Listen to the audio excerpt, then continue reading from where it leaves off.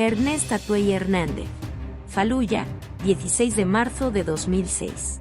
La historia de Ernest Atuey Hernández comienza con su muerte en Irak. Esta primera frase no es una figura poética. En nuestro tiempo todos somos un poco zombies, cuerpos sin alma, pero en el caso del soldado Hernández no quedan dudas. Más o menos, lo que sigue es la descripción de ese día que se lee en su diario de guerra con fecha del 31 de marzo del mismo año. Las primeras páginas están escritas en inglés y las últimas en español o en Spanglish. ¿Por qué escribía en un cuaderno de papel y no en algún medio electrónico? ¿Acaso se creía en una película de Vietnam? ¿Había descubierto algo que el resto de los zombies desconocemos? Como decía, lo que sigue es una traducción algo más ordenada de ese caos, de ese orden tan humano. En una calle de asfalto cubierto por el polvo que todo lo desdibuja, a la hora en que el día se reparte entre la tarde y la noche y los olores de las aldeas de Irak se vuelven intensos como en las tiendas de granos y especies de los árabes de Manhattan, el convoy entró a la ciudad milenaria sin cambiar el paso. Por la ventanita de la unidad 16, Ernest vio pasar las primeras casas de techos planos y sin luces adentro. Vio las mismas personas de siempre que caminaban como sombras grises y silenciosas, como si tratasen de existir lo menos posible, apenas lo necesario como para volver a sus casas, o como si no supieran otras formas de vivir. Se había acostumbrado a las casas y a las calles, siempre desdibujadas, como si fuesen un bosquejo inacabado, sin límites claros, sin colores precisos, sin nada nítido que hiciera de aquella ciudad una ciudad y de aquella gente hombres y mujeres concretos y no personajes de viejas historias infantiles. Entre las 17 y las 17:15 una explosión levantó por el aire a la unidad que marchaba delante. Como lo indicaba el procedimiento para esas ocasiones, las unidades adelantadas que no habían sido afectadas no se detuvieron. La que iba delante de Atuey disminuyó la marcha para desviar la unidad siniestrada mientras un soldado abría fuego contra los nativos que no alcanzaban a recuperarse de la estampida. En el vértigo habitual, acentuado por la sordera del estampido, Ernest se asomó por la escotilla y vio a un hombre que intentaba levantar a un niño. De alguna forma, no sabía cómo, había visto a ese hombre y a ese niño un instante antes de la explosión. Iban caminando de la mano. Iban vestidos más o menos igual, sin colores, con camisas y pantalones holgados, blancos, grises o simplemente sucios. En algún momento, por alguna razón, el niño comenzó a correr como si hubiese visto al mismo diablo. Iba descalzo. Unos segundos después ocurrió la explosión y casi enseguida los disparos de la unidad que lo precedía. Murieron 2 compañeros de Arizona, aunque nunca supo quiénes. Tampoco supo el nombre del niño que había caído delante de su unidad, pero recordaba los gritos en árabe de alguien que lo llamaba. Recordaba el grito del niño y, sobre todo, recordaba, como una maldición eterna, el silencio que había seguido a aquella descarnada expresión de dolor o de miedo. También recordaba los gritos desesperados de su padre, Joef, o Joseph.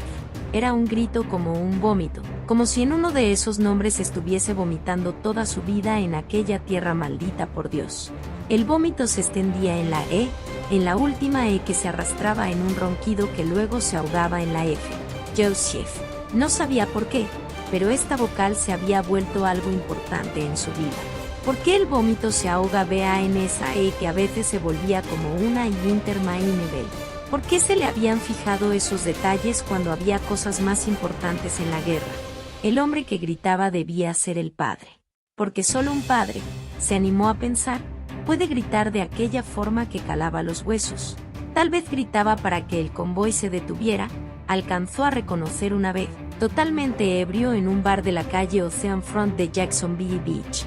Tal vez gritaba para que los soldados dejaran de limpiar el área antes de continuar la marcha, omitió decir aquella tarde, pero lo reconoció en un correo electrónico que envió a su primo Eduardo en San Francisco, justo cuando salía de Hawái en el atunero que lo llevaría finalmente a Japón.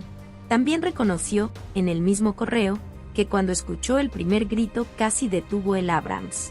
Hubiese sido contra el reglamento, razón por la cual la unidad continuó el camino programado. Si fuera por los sentimientos, le dijo uno de los compañeros que había escuchado el primer indicio de la enfermedad de Ernest, ningún ejército hubiese ganado ninguna guerra en toda la historia. Cosas tristes pasan allá, brother. Pero no importaban las mejores razones para olvidar. Ernest no podía deshacerse de ese grito, de la E y del hombre tratando de levantar algo sin forma concreta. Como si esa hubiese sido la única baja en toda la guerra. La única casualty, repitió 2 veces en el mismo restaurante de Ocean Front, como si tratase de comprender el significado de palabras tan simples. ¿Qué viene a ser casualty?, le preguntó el argentino. No sé, contestó Ernest. Casualty es casualty. Debe ser baja. Atway puso cara de decepción. Un héroe muerto no podía ser una baja. ¿No hay otra palabra para casualty? Pregúntale a tus viejos, dijo Santiago. Perro, una casualty es una baja. Es alguien, generalmente un soldado, que un ejército pierde en una guerra. El niño había quedado detrás, tendido sobre una mancha de sangre. Su padre insistía en levantarlo, pero por alguna razón no encontraba la forma. Atway lo maldecía por esto. Una y otra vez lo había visto en sus sueños tratando de levantar ese bulto enredado en una túnica blanca o gris mientras sus compañeros limpiaban el área, es decir, mientras disparaban acribillando a un puñado de hombres que quedaban de pie o habían logrado levantarse. Ernest Atway iba a parar el M1 Abrams. Pudo hacerlo, aunque era contra el reglamento. Pudo hacerlo y no lo hizo. Tampoco podía saber si el niño había muerto en la explosión o bajo las garras del Abrams. Y aunque había resuelto la situación de forma correcta según las reglas y el estándar, aunque había visto morir mucha gente antes y después de esa tarde no fue como cualquier otra, y solo Dios y el diablo saben por qué.